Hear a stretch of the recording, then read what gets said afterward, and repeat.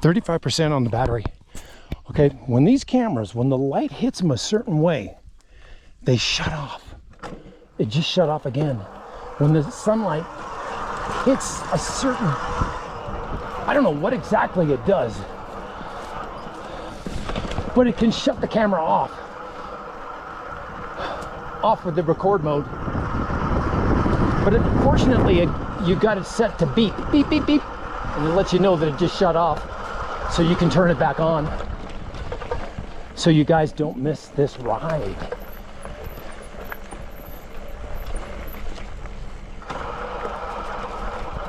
Here, I'll show you yeah, you can see it. Here's the end of the lake. There's the staging area right there where the people parked for the hiking.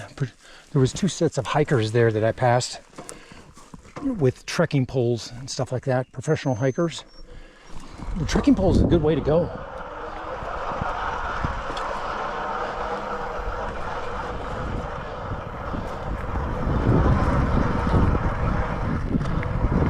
When I was thinking about getting into the hunting scene, which fortunately I woke up before I committed myself to such foolishery. You know what I'm saying? I mean, it's foolish to get into that game. You know, I do appreciate the apparel that you do make, Mr. Ranello, but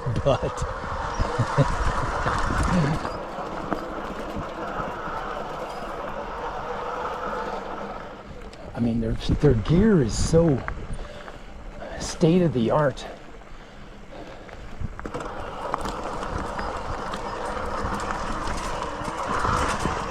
It can keep you warm and not let you overheat.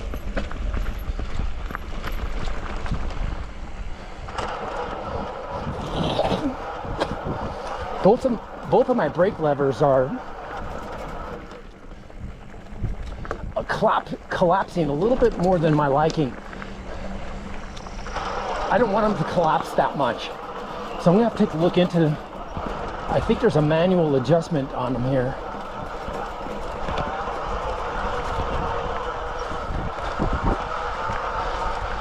When I hit the brake,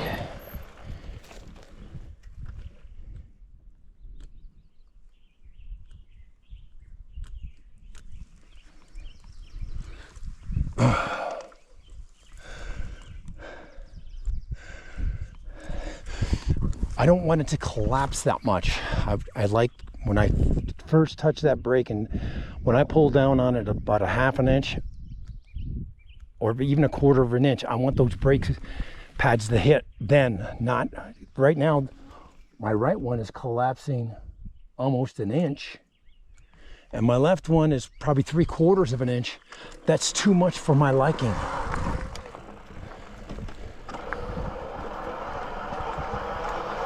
I like to have that about a 1/4 of an inch collapse bite. Brake pads bite the rotor.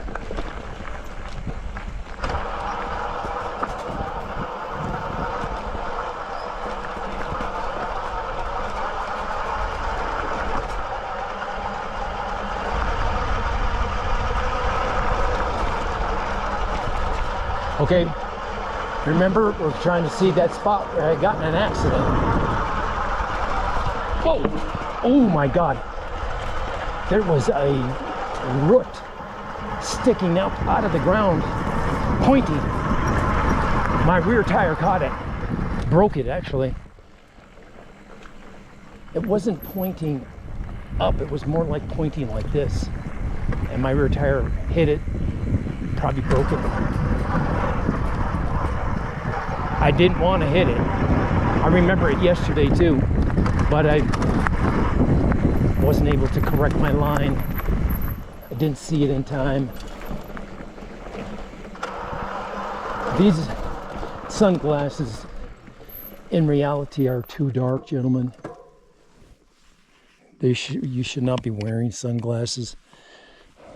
I should have my 100% goggles on right now. You do need to have something to protect your eyes, because there are mosquitoes here, bugs.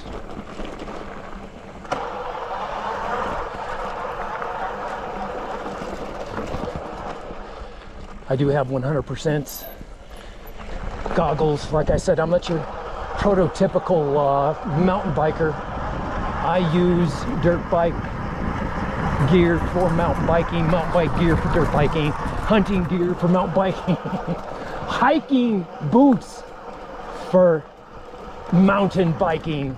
These crispy boots, these are for hunters or hikers, and they make great boots, brother. I've had to hike out pushing my bike with a flat tire on this trail, no less. We've already passed that point, I believe. I was fairly close to the road when I got that flat tire. So this area here is where you do want to stay on the trail. Like I said, there could be man-made shanks hidden in the grassy areas.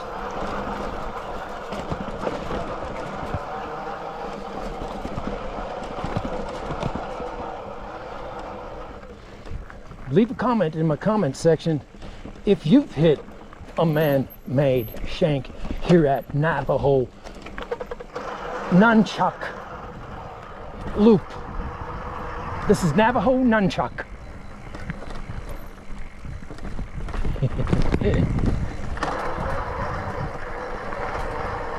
So there's a classic example right there. This man and wife.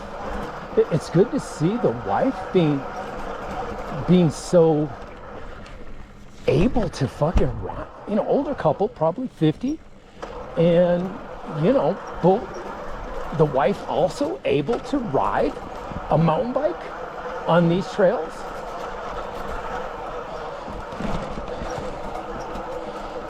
That high school team was the majority of which were women.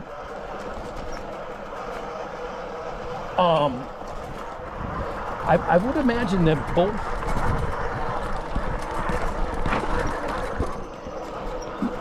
when it comes to mountain bike racing, both men and women in high school compete against each other, I would presume.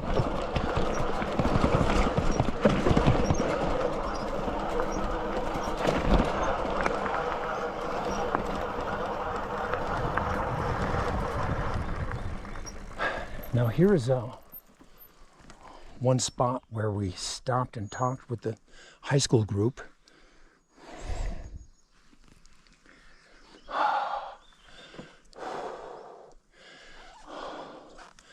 We're gonna go this way, same way we went yesterday, but this is where we're getting close to where I had the accident, a serious accident with this bike, where my right bar grip caught. Oh, here's the dude or woman or whoever is making these little hideaways here. They're building another one there. Interesting. That's what you do in Survivor. When they get dropped off, they'll use sticks like this and put the tarp over it. One old guy in there, 50, 60 years old, I think he was, 59. He did it. His tarp got ripped on these fucking branches and shit, and his tarp was leaking, and his sleeping bag got soaked, and he quit. I thought that dude might be the one to make it, but he was really fearsome of the bears, of the polar bears possibility.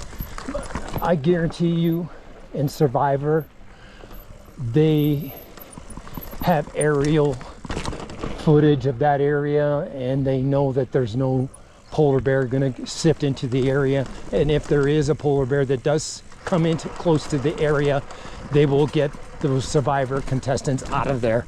Trust me, they have drones or something surveying the area. But this old guy, I'm sure you probably pick up a check for like 10 grand if you participate.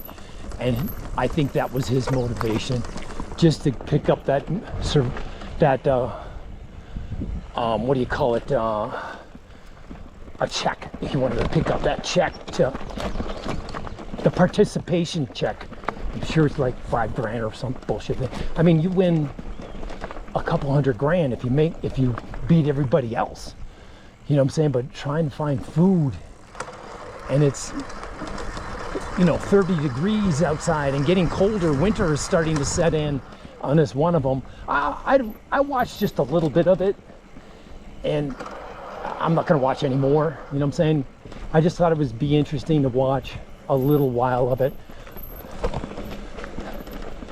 But just, you know, these contestants are crying on there. I don't know, man. I don't want to go through what I did last time. My teeth, you know, they're malnourished. Their teeth were damaged, you know, from malnutrition. A bunch of bullshit, actually. But, you know, certainly, you know, they're snaring rabbits. They're shooting arrows at grouse, you know, to get food to eat. You know what I'm saying?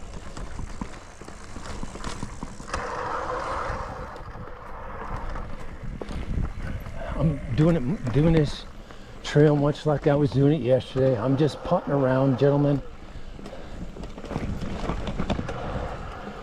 We're not getting paid.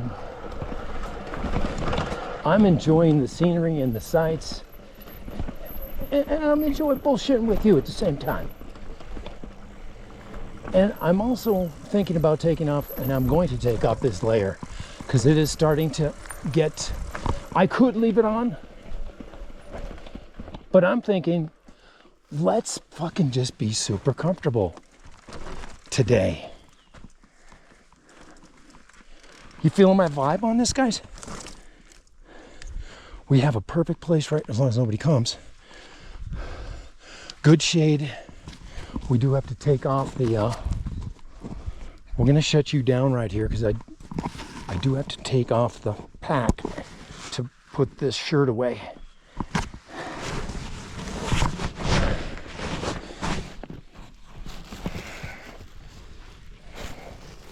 Oh, I see ants right there. Oh, it's not gonna be there very long.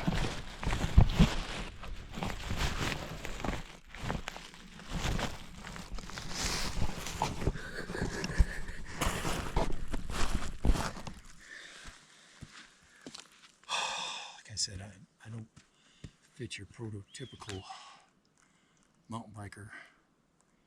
I'm going helmetless today, but we're going to take this layer off right here because it's starting to get warm. This is a very light shell. Capable of keeping you warm, yet you can just fold it away. It'll get wrinkled and everything, but it's the nature of the beast. And I do have a space here right at the top of my bag for it today.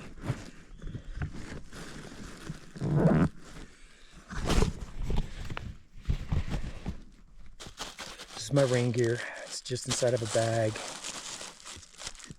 The bag is tied to this strap. And we're actually going to tighten this strap up a little bit. Like so.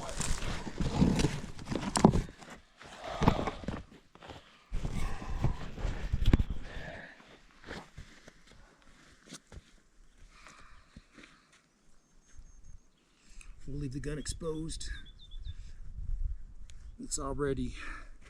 This gun has already ripped this t-shirt pretty bad, so there's little holes in it.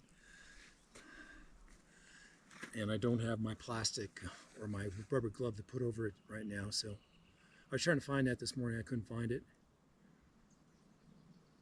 Beautiful day, man. Beautiful day. We're into this trail about 1 hour. Right now, 1 hour. So we've only got probably 30 minutes left. Plus I'm going to take 15 minutes to try to find that spot where I lost that little piece of rubber.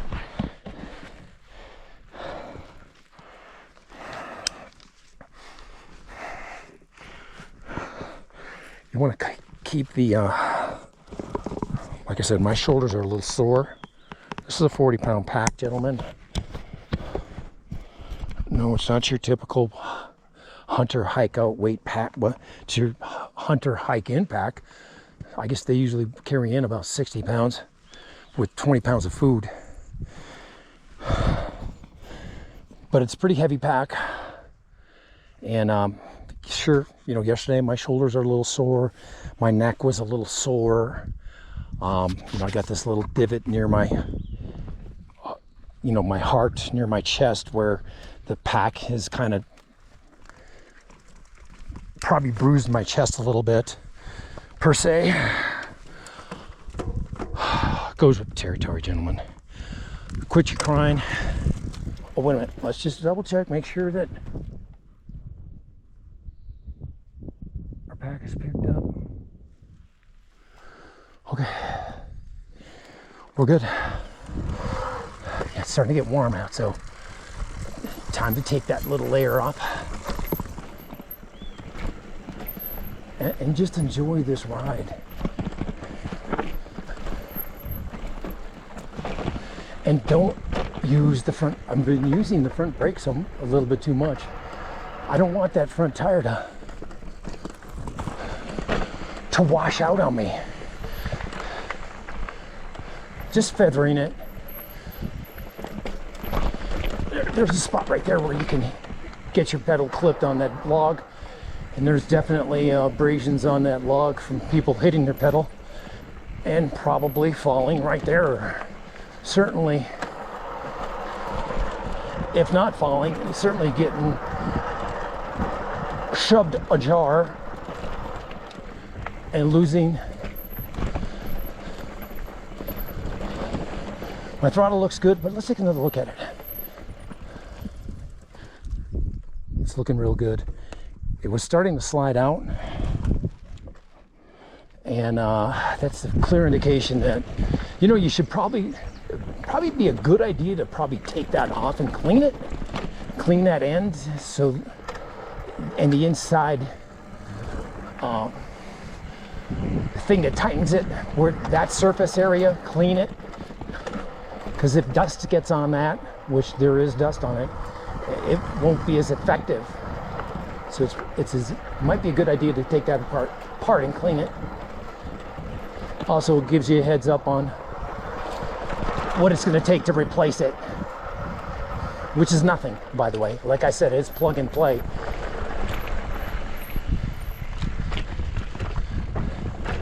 I'll have the Bike Trick send me another one for this bike.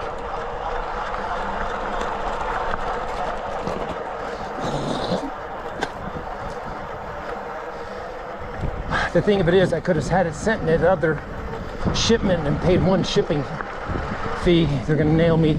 Oh shit, there's probably a tariff on this son of a bitch too right now.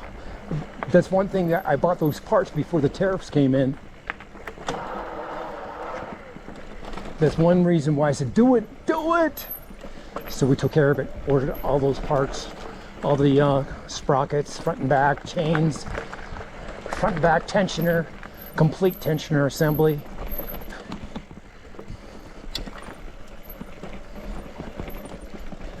This particular bike does not have a tensioner, but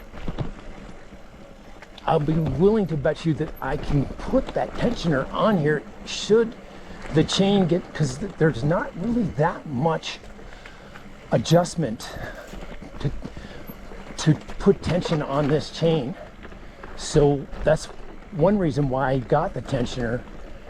I actually got it for the other bike, but you never know, you might one day use that tensioner to even put more tension on this chain, because it's the same electric motor-ish. It is at a different angle. It is mounted at a different angle, but there's assembly points on the bottom of the motor which may allow you to do it. I don't know for sure. I now that I'm looking at it, thinking about it, because the angle of the motor is different, maybe you won't be able to do it. So it's not a deal breaker no matter what, guys. See right there, yesterday it threw me a jar. Today I got my ass up off the seat and we were able to negotiate that drop off point there. See, right here we're getting a little bit of, not a little, a lot.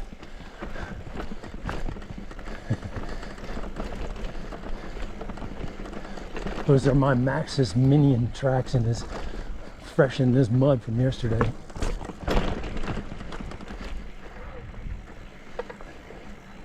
There's other bike prints in here too, but my Minions are prevalent. Let me take a look at my throttle, because there was a lot of pressure on that fucker right there. I was putting a lot of weight and push out weight. A lot of bound rocks and roots and drop offs and stuff, so you have to hang on to that barn. Sometimes your weight shifts forward, which transfers the weight to your bar, to your grip, push out weight, you know, etc. You know what I'm trying to say, guys. We're approaching the area. See, when I was coming down this is where the high school team passed me, because I was taking care of my equipment. As they were passing me, there was like 10 of them, right? And I said on video, oh, they were coming behind me, high school, you know, passing. I said, this is the first time I've been passed on a trail. And then the second rider came by, the second, then third, fourth, fifth, sixth, seventh, eighth time I've been passed on the trail.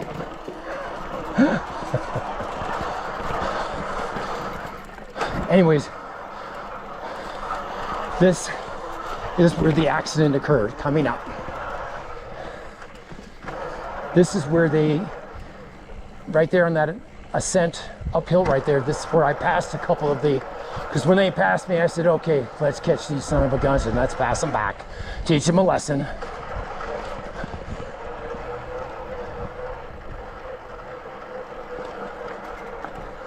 It's right in here somewhere, guys. Well, I don't know for sure now, because I know that there was water to my left. Because I was looking at the water when it happened. I was like taking in the sights. And that's when my hand caught that stump.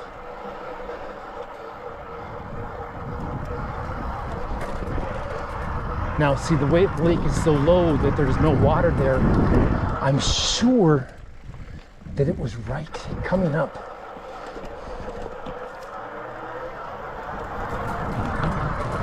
Because I remember when we were at those water tanks, I'll point them out to you when we get there.